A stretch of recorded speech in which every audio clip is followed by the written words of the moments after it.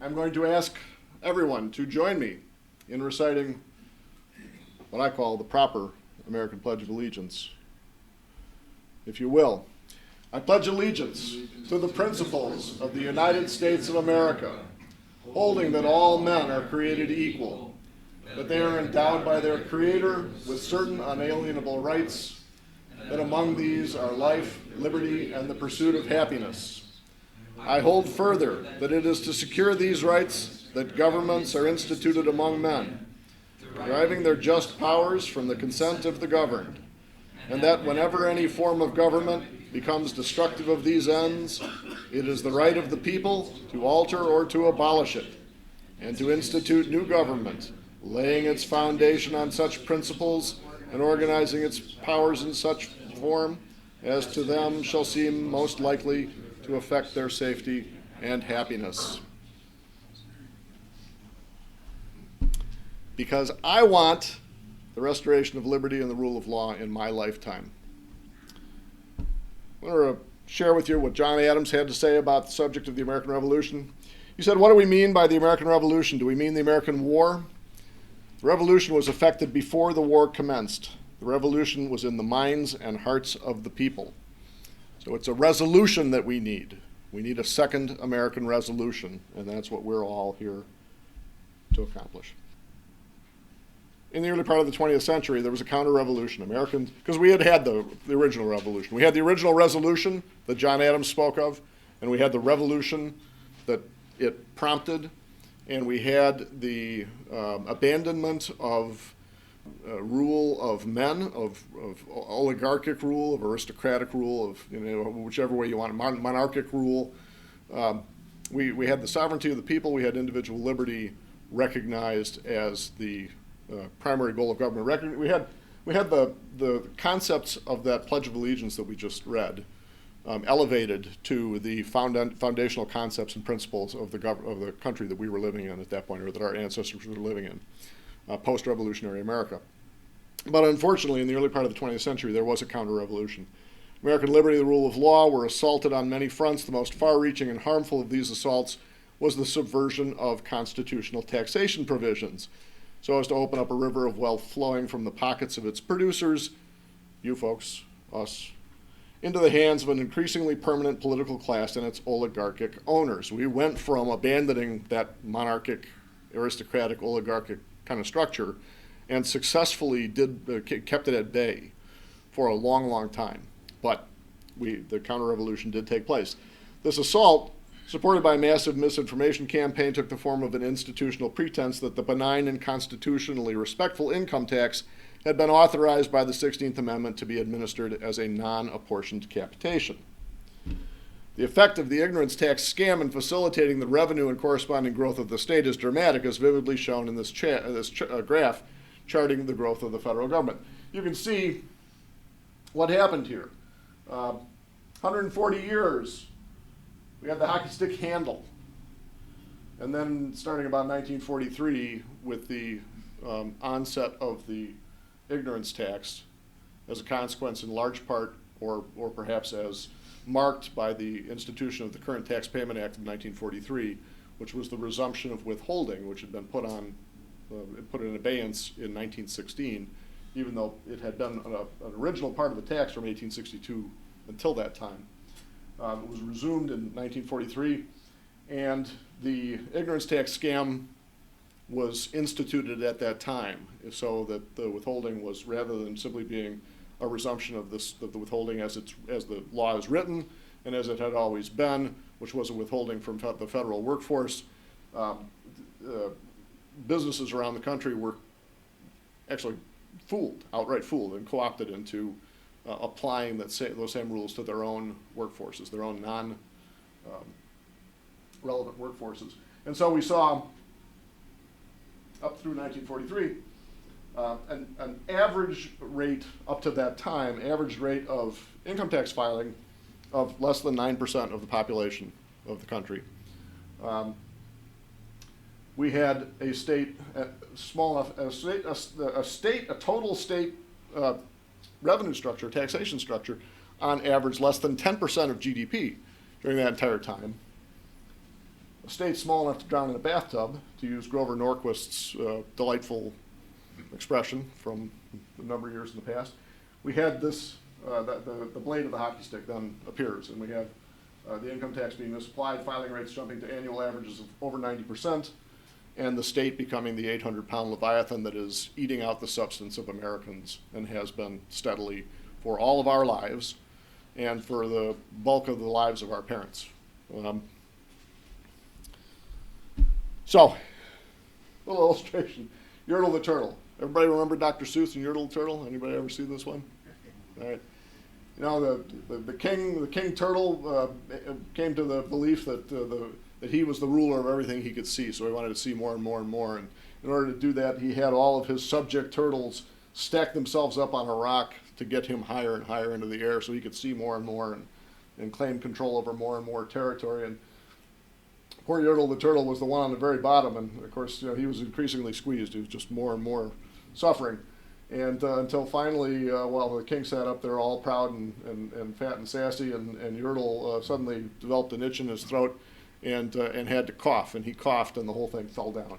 And that was the end of the king's ambitions. And you know what? That's basically the CtC educated community, because we're the ones who are going to cough.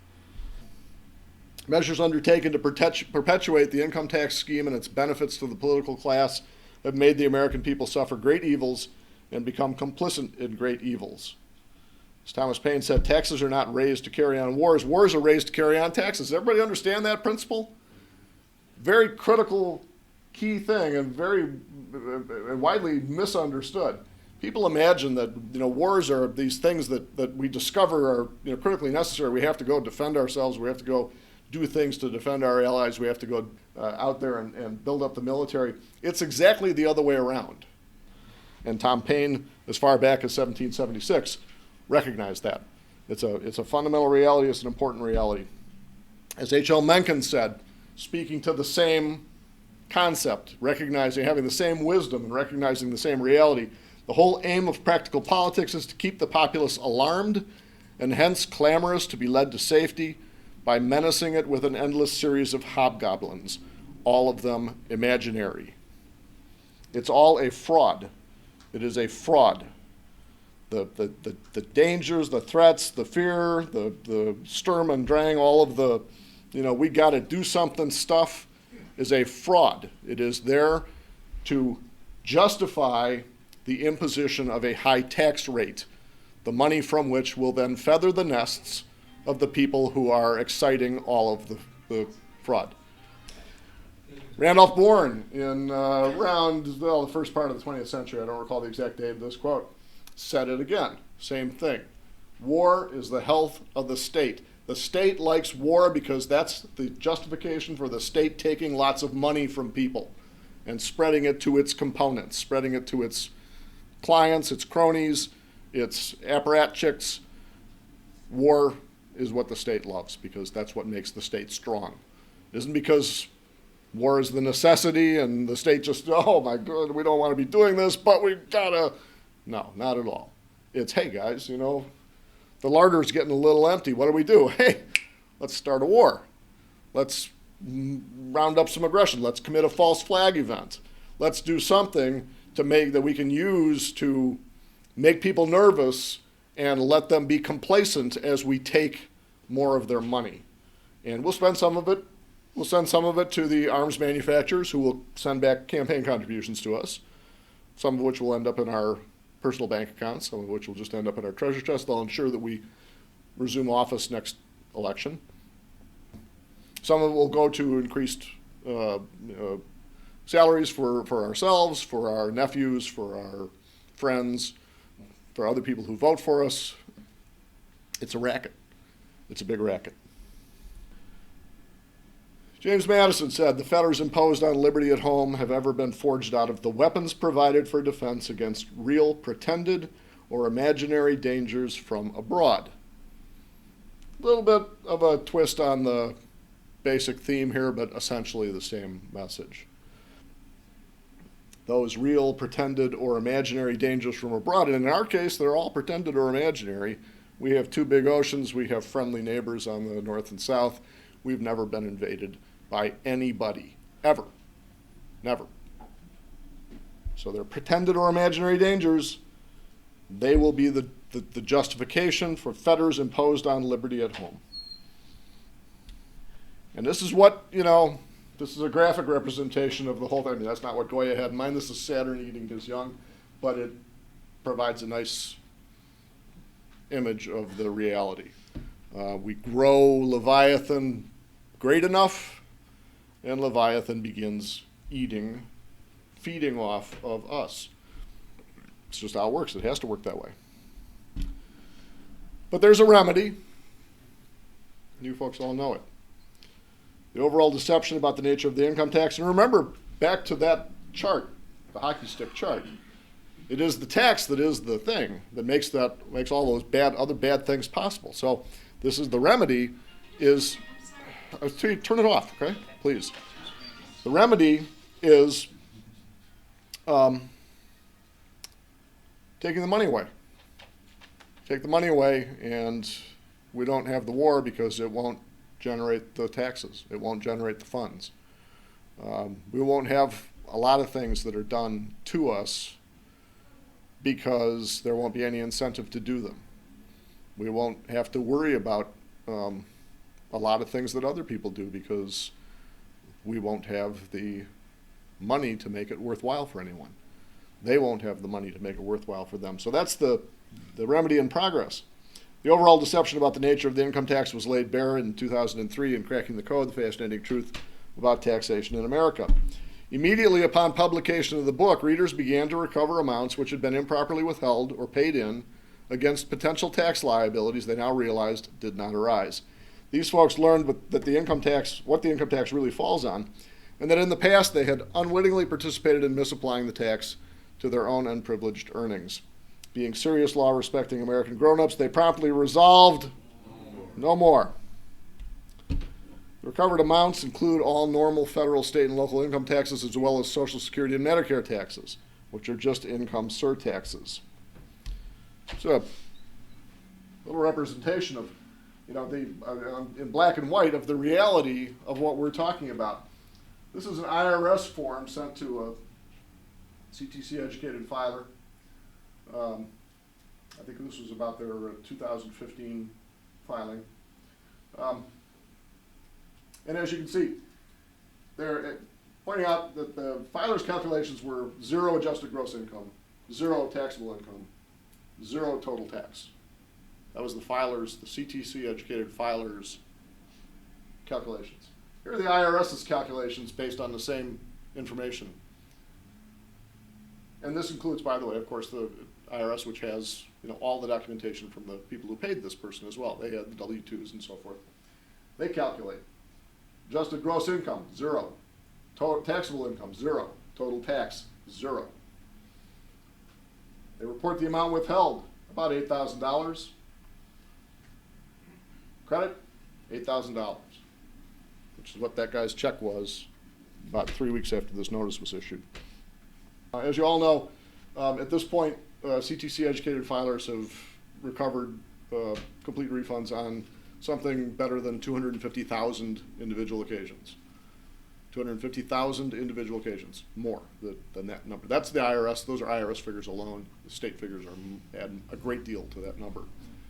250,000, more than 250,000 incidences in which the tax authorities, who do not want to do this is the absolute opposite of their mission statement.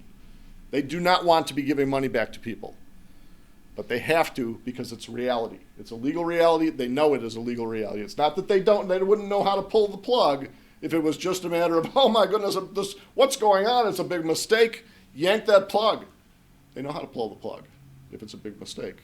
It's not a big mistake. 15 years they've not pulled the plug because it's not a mistake. Educated Americans not involved in withholding situations have simply stopped falsely assessing themselves a tax and cutting checks to the various governments for amounts not actually owed under the income excise. Their hard-earned money never leaves their own pockets in the first place. Altogether, as best can be calculated, these now tens of thousands of American men and women have secured complete refunds of everything taken from them on more than 250,000 occasions, totaling more than $2 billion. You can see well over 1,200 documented examples of these victories in standing up for the law as actually written and in overcoming the corrupt deceptions meant to enrich Leviathan in defiance of the constitutional rules controlling taxation at the website shown, the Bulletin Board on Lost Horizons. CtC, it's the disinfectant, it's the sunlight the vampire can't stand. Okay, so why am I telling you all of that? Because there's a lot of pressure out there to try and suggest to you that it isn't true. A lot of pressure.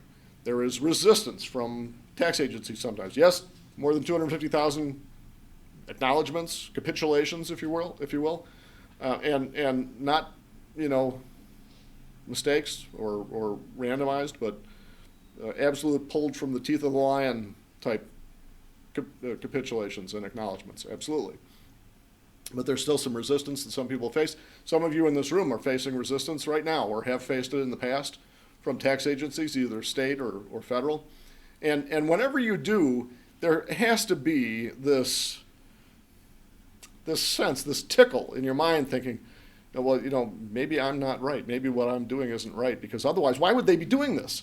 How can they be doing? These are, government people. These are officials. They have, fancy titles, and they wear suits when they go to work, and some of them have robes and fancy hats and badges and stuff, and I was conditioned and raised to believe that those people they stand for truth, justice, and the American way, right?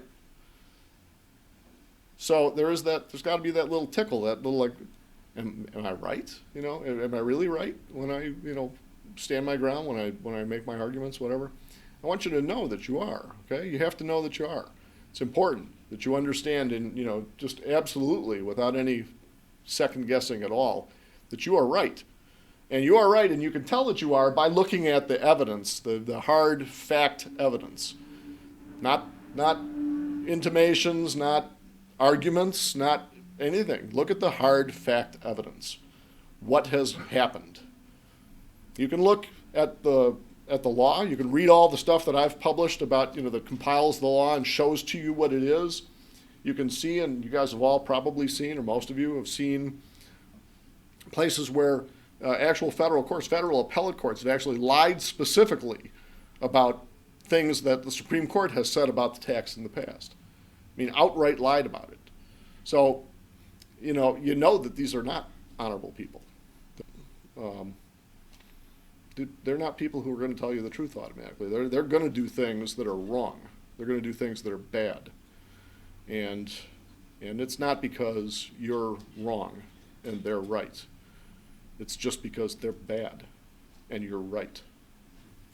So I want you all to really integrate that into your minds. You got into your hearts. You have to know that 100% going forward. You have to know it 100%. Yes. You have to view this. It's like a religious thing. I mean, you got to know it and have no doubts. And on that subject, or that's a good segue into this next bit about suppression. Says it all pretty well, right?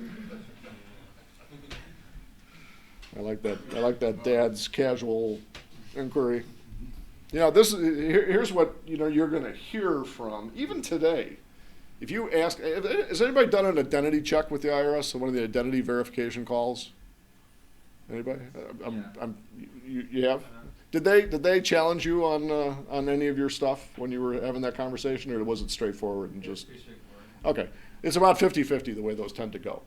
50% of the time, based on what I hear about, what has been reported to me, 50% of the time it's very straightforward, like what Graham's experience was. They ask you to identify yourself by listing the amount that showed up on last year's tax return and some other information of that kind that theoretically only the actual filer of the new return that they're questioning should be able to answer.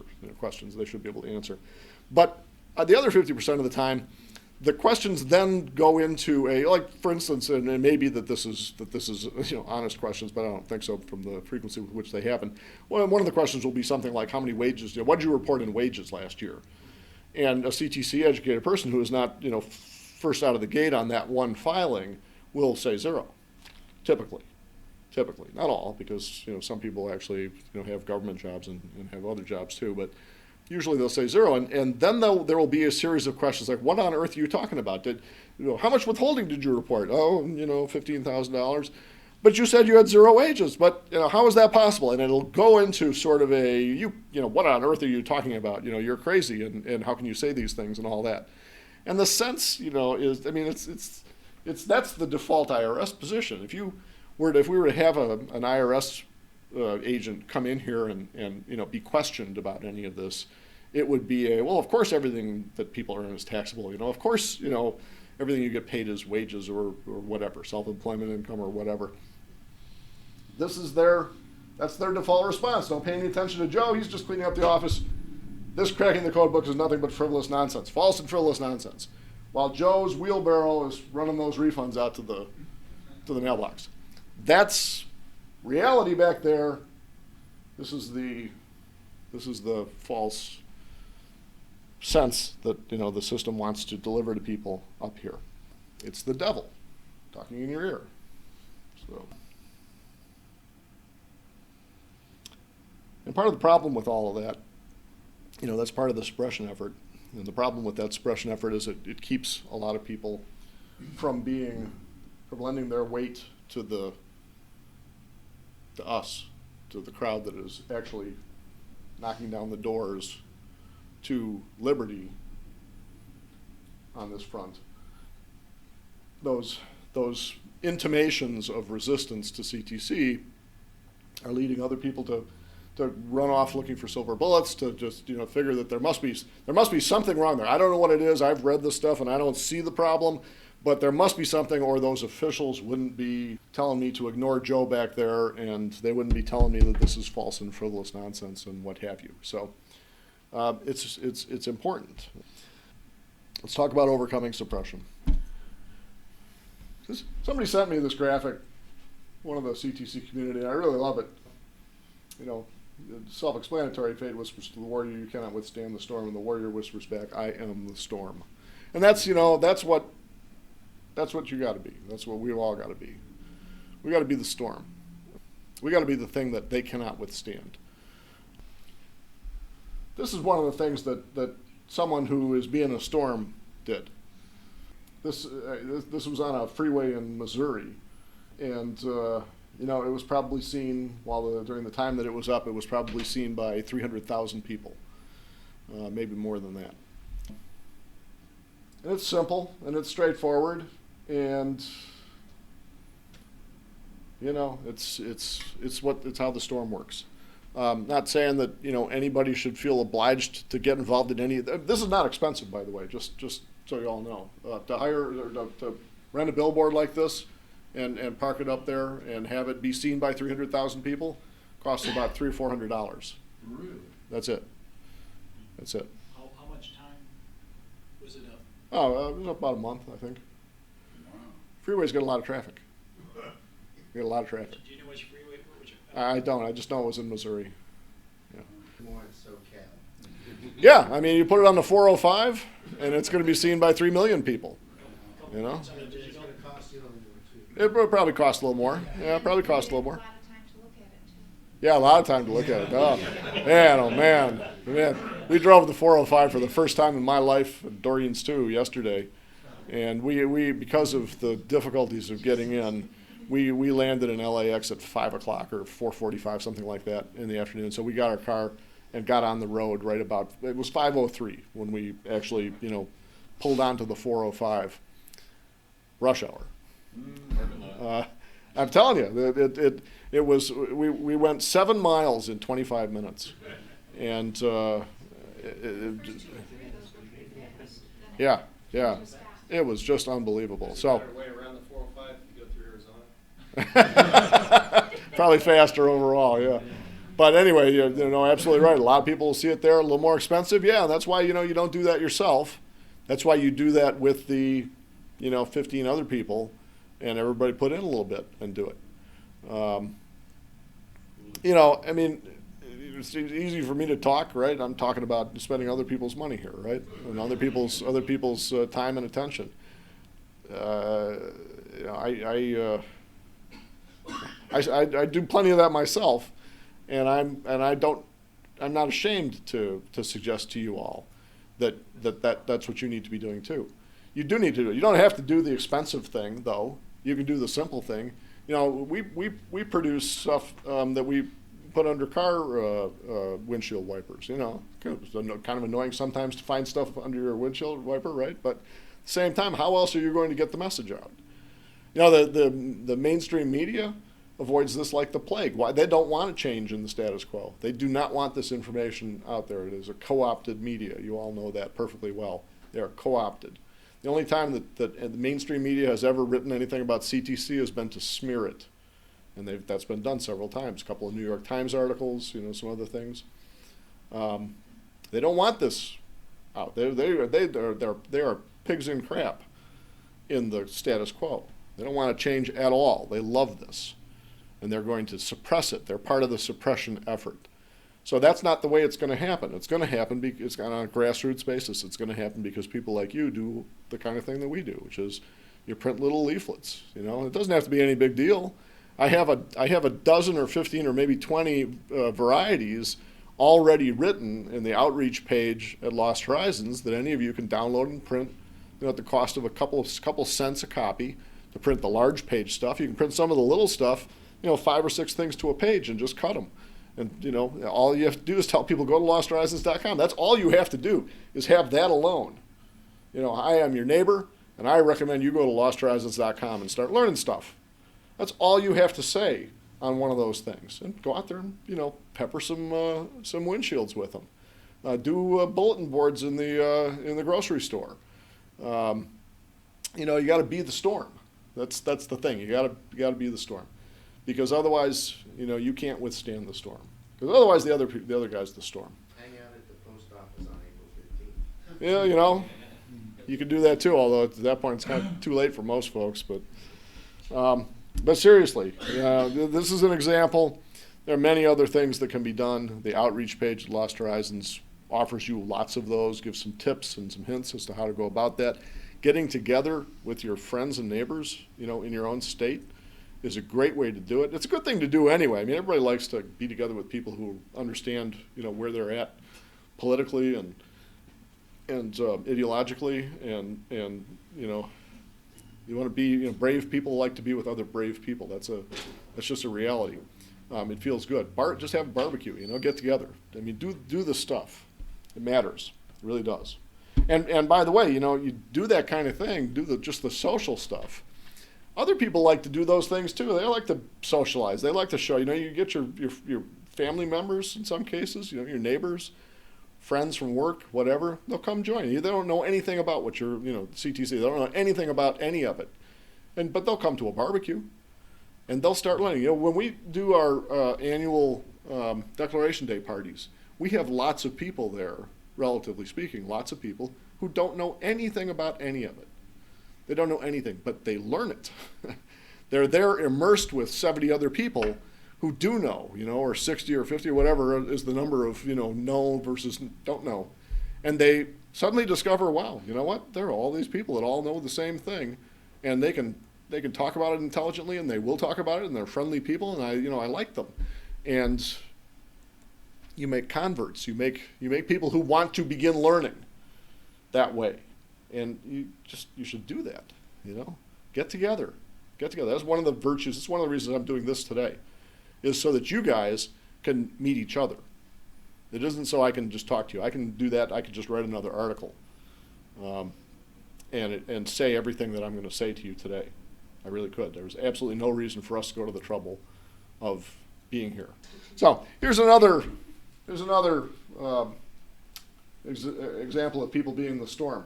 This was at a rally at the Alamo on April 15th in 2007. And, you know, some good Texans. That other sign's a CtC sign also, the one you can't quite read there.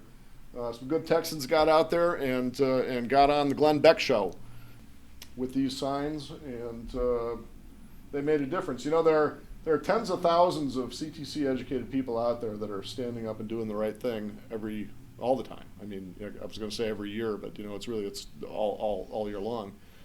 Some number of them, we don't know. We have no way of knowing how many are there because these guys got up and, you know, got their signs on the Glenn Beck show. or just because they were there at a rally where a bunch of other people were, and they made themselves visible. They were the storm. It's important. Here's a great one. You all read that?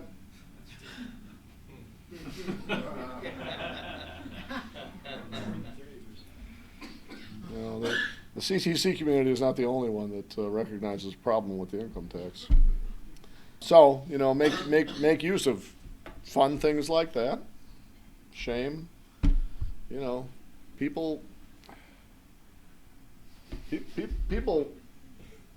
don't look for the truth, but that is really a reality. It's the both, you either look or you don't look, and they both require the same kind of event.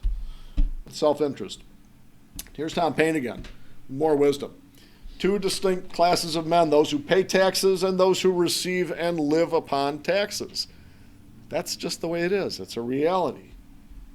Here's a graphic demonstration of it. Federal government's pay and benefits is the blue line. Yours is the red line. Yours and your brothers and sisters and fathers and mothers and sons and daughters. You guys are the serfs in this picture. People have to know these. People have to understand this. You got to make this clear. This is what the storm. This is what whistles in the storm's noise. I'm Atlas and I'm shrugging. Everybody read Atlas Shrugged? You know the story? I didn't read it, but I heard of it. You know the story, okay. It's you can be complacent and just go along and get along and finance your masters. You can finance your oppressors, or you can say, I've had it, I'm not doing it anymore. Not going to do it anymore. Law doesn't make me do it. The law allows me to not do it. The founding fathers set the law up, set the structure of the law up so that I could not do it, so that I could protect myself and restrain the state. This was not an accident. The tax rules that exist, the tax rules that CtC reveals, these are not accidents. These are there for a very, very, very important purpose. The founders and framers understood that the Leviathan, the hockey stick blade thing, is an inevitability. It's what always will happen if it's allowed to. And there will always be pressure from those put in positions of power, always be pressure to make that hockey stick blade go like that. And they, being this incredibly brilliant conflation of minds, probably the most unique and virtuous in history, virtuous for the purposes for which they've gathered. They set the structure up so that individual self-interest would be empowered to impose a restraint on that hockey stick blade Leviathan growth. They recognize that people being empowered to look after the amount of their resources, their wealth that goes to feed the beast would act as a restraint on the beast so that it would not get so big as to be ruinous to everyone. This was a way of protecting liberty. This was a way of securing liberty, which is what the Constitution is all about. That's what it says in the preamble. It's to secure liberty. Governments are instituted among men to protect their rights, to secure their rights, not to rule them, not to exploit them, but to secure their rights. And the Constitution is a good, as much as it's maligned by people who hate its restraints. And believe me, everybody who rails against the Constitution as being like the product of evil dead white men or the tool of an aristocracy, a hidden aristocracy, or whatever gets said about the Constitution, and there are a lot of little factions or interests that demean the Constitution today. They just don't like the restraints that the Constitution imposes. The Constitution is actually properly understood. The Constitution is a very, very good implementation of the Declaration of Independence foundational principles. It's very good. Maybe as good as it can be. One could say in retrospect that throwing in a few, and we really mean it, throwing a few of those scattered throughout here and there maybe would have improved it. But that's about it. So the taxation rules are put in there for that purpose. They're put in there to protect our liberties from the state by allowing individual self-interest to control the amount of resource that the state has to act with. We know that if it's like the militia concept. Now the concept of a militia is very simple. If we actually have a threat to our shores arise, every able-bodied person in this country is going to grab their rifle and go confront it. We don't have to have, a big organizing institution in order to make this happen. It'll happen on its own. It'll happen spontaneously. It would happen kind of the way, in World War II. I mean, there aren't too many people here who were alive or well, I wasn't alive myself, but who have direct, memory of that period, from their parents perhaps. And my dad fought in World War II. But in historical knowledge, you probably all have a portion of at least. In World War II, because we had an attack situation, as much as it was manipulated by Roosevelt, and it absolutely was, Pearl Harbor, the Pearl Harbor event was, this energizing event. People lined up at draft offices, or not draft offices, but enlistment offices, all over the country, blocks long. They lined up to sign up and go, fight the bad guy. You don't need to have an institutional structure to ensure that the things will get done. We don't have to have a state that is, thick and rich with everyone else's money and resources in order to ensure that critical things get accomplished here. If there's something that's actually critical, people step up and take care of it. That happens. There are a few things that you need to have organized because they require, some pre-existing infrastructure and all that, and that's great. But the basic need for a steady state big government, it isn't there, and it's obviously not there because, as you will recall from that hockey stick graph, for 140 years we didn't have one. Right? Does everybody understand it? Should I bring the graph back up? 140 years we didn't have one, and yet here we are, and there we were. In year 139, there we were. We were the freest and most prosperous nation in the history of the world. Without it. Freest and most prosperous in the history of the world. Without Leviathan, without the hockey stick blade in the air. And now, we're neither the most free nor the most prosperous. In fact, what we are now is we are the biggest debtors as a group in world history. That's what we are now. And we're not free, not even remotely free, as all of you know. I don't need to go into the details of your being surveilled at all times, basically having lost in large measure your right to free speech.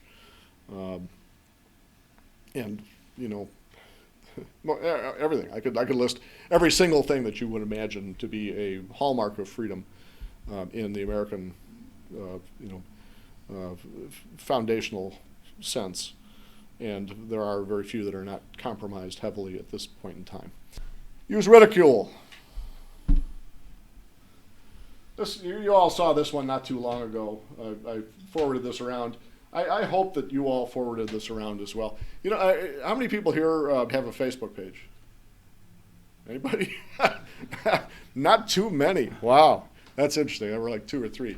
I mean, Lost Horizons has a Facebook page. You shouldn't be afraid of having Facebook pages. I know a lot of people are, and Facebook is evil and bad, and you should never post things that you don't want other people to own, or have possession of on it. But that doesn't mean you shouldn't have a page. There's an unfortunate reality about the world today. There are, 1.5 billion people that have Facebook pages, and a big portion of the United States has a Facebook page. And those are the people whose conditioning you need to overcome if you're going to secure your rights You need to overcome their conditioning. And you are not doing it if you are not posting on Facebook, because they're not looking at what you're posting. They do not see anything from you ever if you're not where they're talking, where they're listening. And you are not talking their language. You are not speaking where their ears are. And so you don't have to put your pictures up, your personal stuff. You don't have to shoot selfies. You don't have to post, what happened at your kid's birthday party on Facebook. You don't have to do any of those things. But have Facebook pages. Have a Facebook page and just repost my stuff on it. That's all you have to do. Hit the share button. You put up a Facebook page and hit the share button on my posts from my Facebook page. And you will start reaching other people who otherwise will never see the stuff. They will never see it. Now, I've said this to all of you. Another question. How many people read the newsletter? Not everybody. How many people read the newsletter every single Monday? An even smaller number. Okay, I appreciate the honesty. I do. I appreciate the honesty. If you don't, then you don't have an opportunity to post the stuff to other people. I'm going to explain something. You all are equipped with a truth that is liberating and powerful and important. You know the truth about the income tax. It's really, really important. But knowing that truth, does that make you secure in your rights? Does that make you secure in your exercise of your knowledge about taxes? Does anybody believe that they are 100% secure in exercising what they've learned from CtC? In other words, not secure in any long-term sense, but I mean that, it's just like a no-brainer every year. I just, fill the form out, send it in, my check comes, everything's good. And that's just how it is, period. And nothing but that. Does anyone feel that way? I hope you don't. For a moment I did. when I got my first check. Yeah, okay, and that's true. For a moment you did when you got your first check. And, and maybe when you got your second one, and your third one, and your fourth one, and your fifth one, and your sixth one. There are, lots and lots and lots of people, unfortunately I almost say unfortunately, the vast majority of people, that's all they experience. They get the check, that's it. And as a consequence of that, I never hear from them. I don't get their videos to post. They don't come here, they don't read the newsletters. After a very little while, it's just like, hey, I'm done. I don't need to know anything further. And, I hear from enough of them that I'm able to post their stuff. I've got stuff posted from some folks, 12 victories, just, one after the other, after the other, after the other. But, from many, many of them, I don't hear that. I don't hear from them, so I can't do it. But the reality is that, even those folks, they would have no business imagining themselves, even after, 10 years of that experience, imagining themselves to be 100% secure. Because they're not. They're not. The reason that they're not is because the number of people who know this truth is, I'm going to ballpark and guess and say maybe, 500,000, maybe 1 million. Maybe a little more than that, but I feel I'm stretching it even to say 1 million. And when you consider a population of 330 million in this country, that's not nearly enough. That's not enough. If it were enough, you would never see a case in which the IRS even pushes against an educated filer, or a judge lies about the nature of the law, or there's any effort to evade what a litigant says, an educated litigant says in a tax court case. But all those things happen. They all happen. They're rare, happily, but they happen. They happen because not enough people know these truths. If enough people did know the truth, there would be none of that left. Then you would all be secure, 100% secure.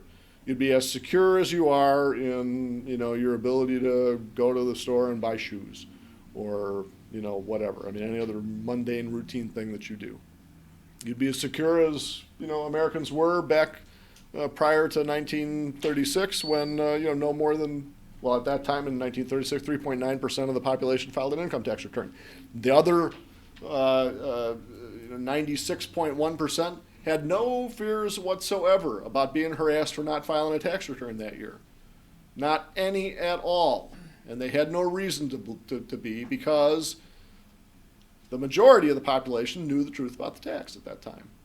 And so those 96.1% of American households that did not file a tax return that year, even though they all had earnings, and in many cases, maybe not all, in 1935 had earnings above the exemption amount. That was a strange year, middle of the Depression trough, and things were a little low. But 10 years earlier, the figures were the same, roughly 4% or so of the population filing, a little bit more than 4%. There were still a lot of bondholders from World War I that received enough income to elevate them into the class of return filing characters. So the rate at that time might have been 7 or 8% of the population that was filing. But the other 93% or 92%, they had no fear whatsoever of being, prosecuted for failure to file or any other nonsense like that. None whatsoever, because they were in the majority. Everybody knew the limitations of the tax, but that was the only reason that they were secure in their behavior.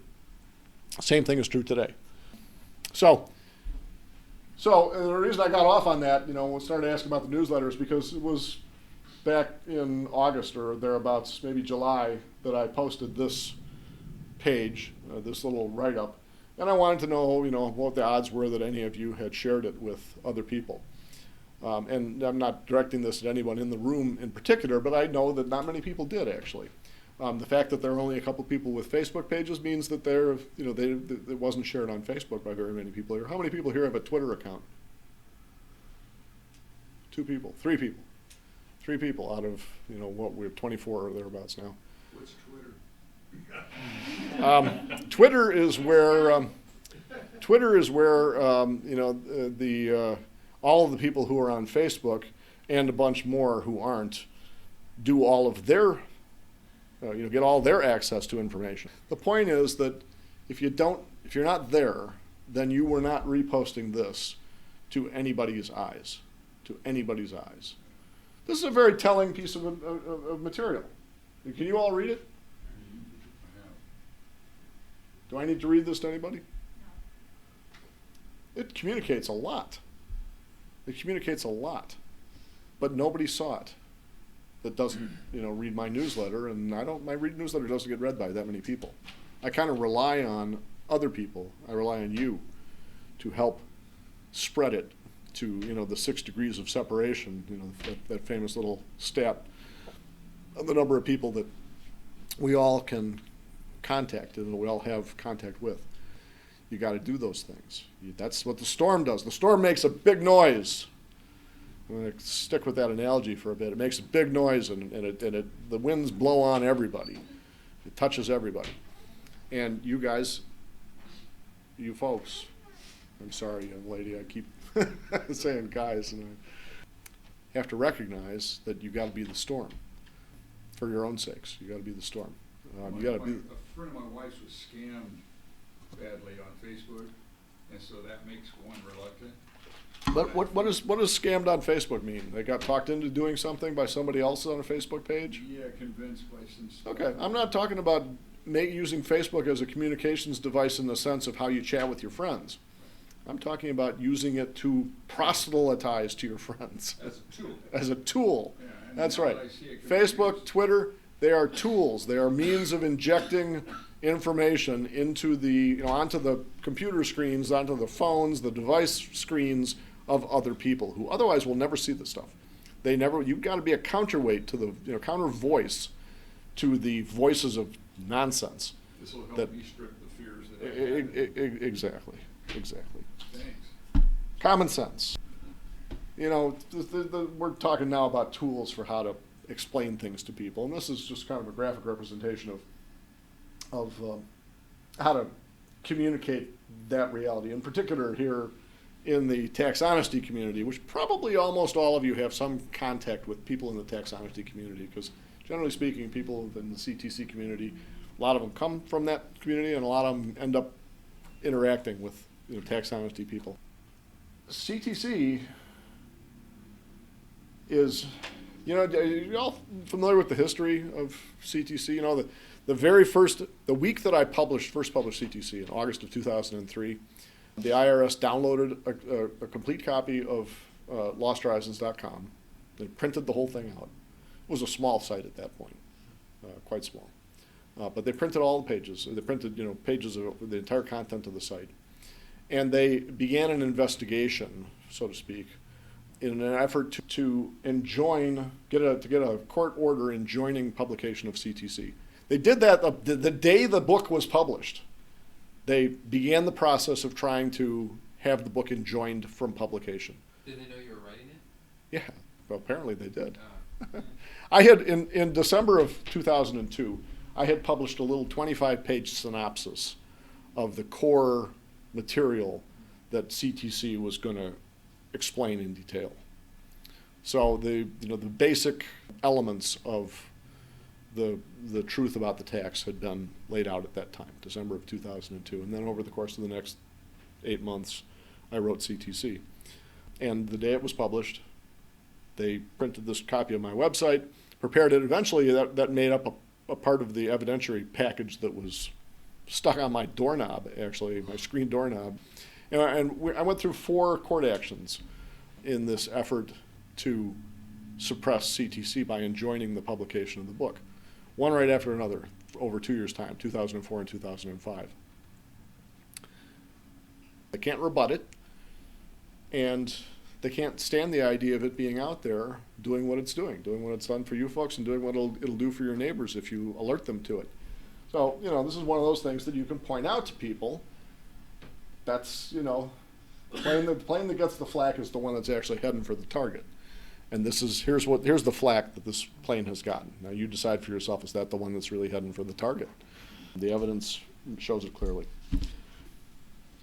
Just so you all know, this is another graphic that is actually on the site, but a lot of people don't ever get around to seeing it.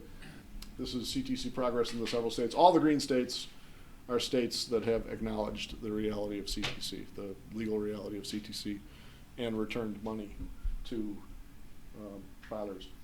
The gray states are the tiny handful at this point that haven't done so.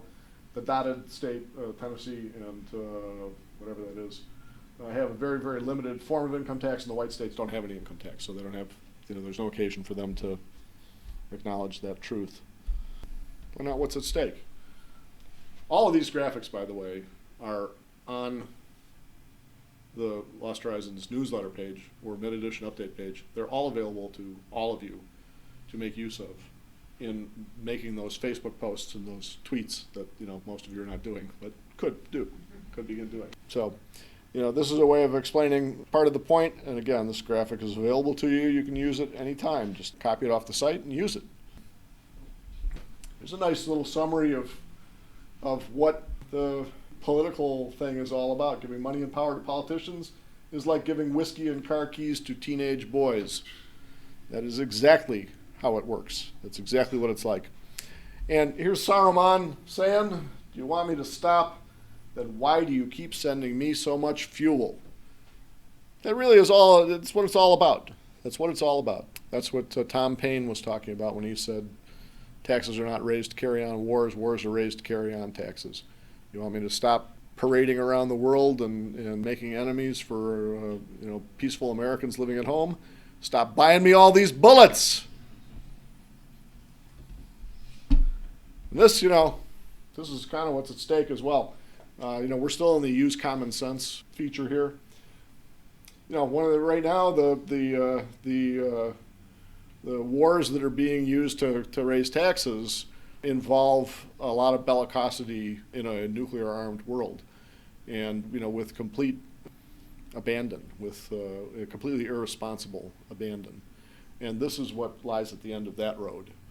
Every culture is trained to throw out their chest and imagine that we're not going to be scared away by anything, and we're tough guys and all that stuff. But in a world where one extra chest butt happens that shouldn't have, and one little thing is misunderstood, one word that gets spoken, with things having gotten heated, is misunderstood or maybe is understood. And what ends up happening is people think, they hear the word, well, we might go to war with Russia. That does not mean tanks lined up across the Elbe What it means is war games. You all see the movie War Games? Everybody seen the movie War Games? Yeah, a lot of nodding of the heads. You remember how that one ends? You remember what happens when the machine decides to do the war game, and you just start seeing those, it's like a video game, Missile Command. Those missiles just start. That's how it is. That's what really will happen. Combined between the U.S. and Russia, we have about 14,000 nuclear-armed weapons. 14,000 of them. If 5% of those were to go off, even just in their silos, we would probably have nuclear winter and the end of life on the planet. If just 5% of them blew up right where they are right now, they don't have to hit a target. They just have to go off. We would probably end up with that. If we actually had an exchange, it's the end of life on the planet. It's just that simple. It's the end of life on the planet. It is not something that we can be big-chested about and think we're not going to let them say something that we don't want to hear. It's just insane is what it is. It is lunacy. It is death wish lunacy. And, people, your neighbors, they don't have any clue about it because they're not being told that by the New York Times. They're not being told that by CNN. And all they know is nonsense about, Russia invading Ukraine or whatever. So the salvation, the solution is to take the money away from the people that are doing the chest butting so that doesn't happen. Call on America's core principles. This is our son, Thomas Jefferson, standing in front of the Capitol building back in 2006 or 2007, and he's wearing a t-shirt that says, "There's either the rule of law or no rules at all." And that is the way it is. That was the wisdom that our founders recognized when they set up a rule of law rather than a rule of men. Because if you don't have a rule of law, you don't have any rules. You just have rulers. You have people who make it up as they go along, people who just dictate it. And that's the fact. And so we have to defend the rule of law, and that's what CtC is all about. It's just saying, here's what the law says. We expect you to obey it. We're going to insist that you obey it. We're going to enforce it.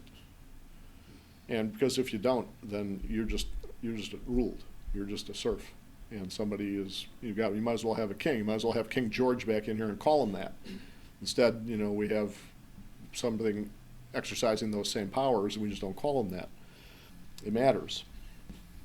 And here's a nice kind of final word on that front by Thomas Jefferson. Resistance to tyranny is obedience to God. God requires of us truth. That's in large part, that's all he requires of us is honesty. We be truthful. And we be righteous as best we can as well, but we have to be truthful. And again, that's what CtC is about. It's about saying what's true. And you do it with courage, you do it because it's true, and you fear nothing but God and his disappointment. Okay, another final word. Real Americans don't let their governments run amok. That is our American heritage. That's our American thing. All right, this really is the last one on this stretch. And I'm going to read this one because I don't expect anyone to be able to read that text. And my eye's getting better now. It's that blurriness has been wearing off. So here's Cap A, Captain America. Doesn't matter what the press says. Doesn't matter what the politicians or the mobs say. Doesn't matter if the whole country decides that something wrong is something right. This nation was founded on one principle above all else, the requirement that we stand up for what we believe, no matter the odds or the consequences. When the mob and the press and the whole world tell you to move, your job is to plant yourself like a tree beside the river of truth and tell the whole world, no, you move.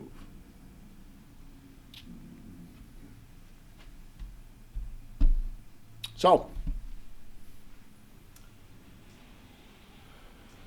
you've always had the power to restore the republic, Dorothy. Just stop feeding the empire, and that's the bottom line. That's what it's all about. So, teach and lead by example. As Frederick Douglass, power concedes nothing without a demand. It never did and it never will. Find out just what any people will quietly submit to, and you have the exact measure of the injustice and wrong which will be imposed on them. And these will continue till till they have been resisted with either words or blows or with both. The limits of tyrants are prescribed by the endurance of those whom they suppress. And that is the truth. Okay, the next section here is going to be on how to do educated filings. And this is where we now get into the sort of the nuts and bolts part of the presentation.